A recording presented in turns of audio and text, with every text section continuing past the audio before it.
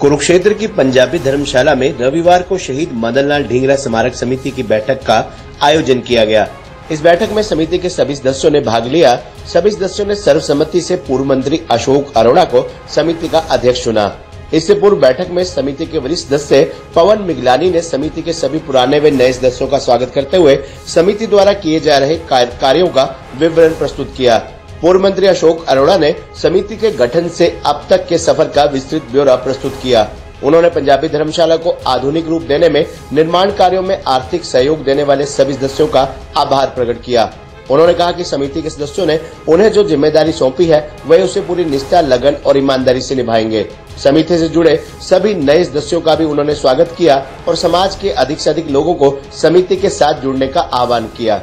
गौरतलब है कि रविवार की सुबह 11 बजे पंजाबी धर्मशाला के बड़े हॉल में आरंभ हुई बैठक में सभी नए व पुराने सदस्यों का स्वागत किया गया। इस दौरान समिति के प्रधान पद के लिए नियुक्त किए गए रिटर्निंग अधिकारी दीनानाथ अरोड़ा ने समिति के नए प्रधान के चयन हेतु चुनावी प्रक्रिया से सबको अवगत करवाया। समिति के सभी सदस्यों ने सर्वसम्मति से प्रधान चुनने की बात रखी और नए चुने हुए प्रधान द्वारा ही बाकी पदाधिकारियों को नियुक्त करने की बात कही। समिति के सदस्य अशोक अश्विनी अरोड़ा उमरी ने पूर्व मंत्री अशोक अरोड़ा का नाम प्रधान पद के लिए सबके सामने रखा। सभी सदस्यों ने उनके नाम के लिए हाथ खड़े कर अपनी सहमति जताई, परंतु पूर्व मंत्री अशोक अरोड़ा ने उनके आग्रह पर कि इस चुनाव प्रक्रिया में प्रधान पद के लिए कोई भी अपना नाम रख सकता है, इसके लिए समिति द्वारा कोई अन्य दिन निर्धारित किया जाए। परंतु सभी सदस्यों की सहमति से दोपहर 2 बजे तक का समय निर्धारित किया गया कि यदि दोपहर 2 बजे तक प्रधान बनने का इच्छुक कोई भी व्यक्ति सामने आता है तो चुनावी प्रक्रिया का सहारा लिया जाएगा।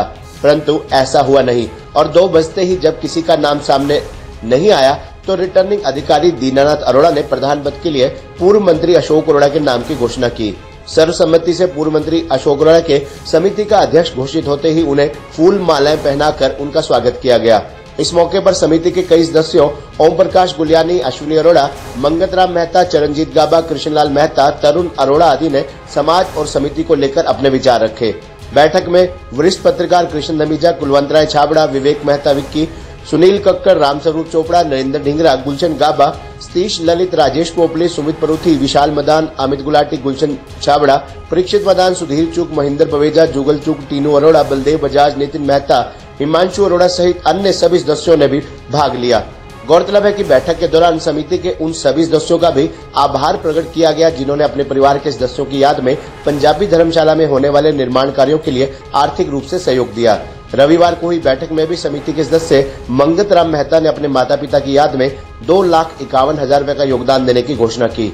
इससे पूर्व भी नरेंद्र ढींगरा द्वारा 5 लाख रुपए, रामस्वरूप चोपड़ा द्वारा 5 लाख रुपए, पूर्व मंत्री अशोक अरोड़ा के भाई रोशनलाल अरोड़ा द्वारा 5 लाख रुपए की सहयोग राशि, स्वर्गीय सुभाष चंद्र सहगल के परिवार द्वारा भी 5 लाख रुपए उनकी याद में धर्मशाला में चल रहे निर्माण कार्यों के लिए देने की घोषणा की गई थी।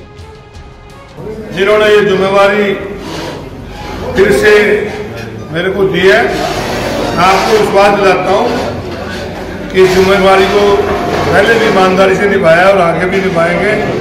आज शहीद मदन लाल ढींगरा क्योंकि हमारे बहुत बड़े शहीद हुए इस देश के लिए, देश की आज़ादी में उनका बहुत बड़ा योगदान है।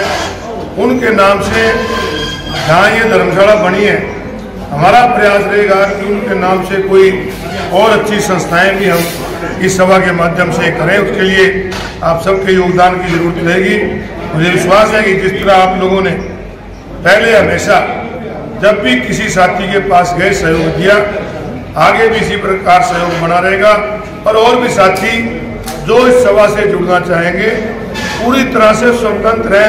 कोई ये नहीं है, कोई बाउंडिंग नहीं है कि किसको मेंबर बनाना किसको नहीं बनाना। ये तो एक सेवा है समाज की, जो भी सेवा करने के लिए आगे आएगा उसका स्वागत है। आप सबका बहुत बहुत धन्यवाद। सभी साथियों, जैसा कि मैंने अनाउंस किया था कि 2 बजे तक कोई नॉमिनेशन आता है तो उसको स्वीकार किया जाएगा, उसके बाद इलेक्शन अनाउंस किया जाएगा। अब तक मेरे पास किसी और का कोई नॉमिनेशन नहीं आया, ना किसी ने आगे आवेदन किया। भाई अशोक अरोड़ा जी का जो नाम प्रपोज किया गया था उसको जो है ना मैं अनाउंस करता हूँ।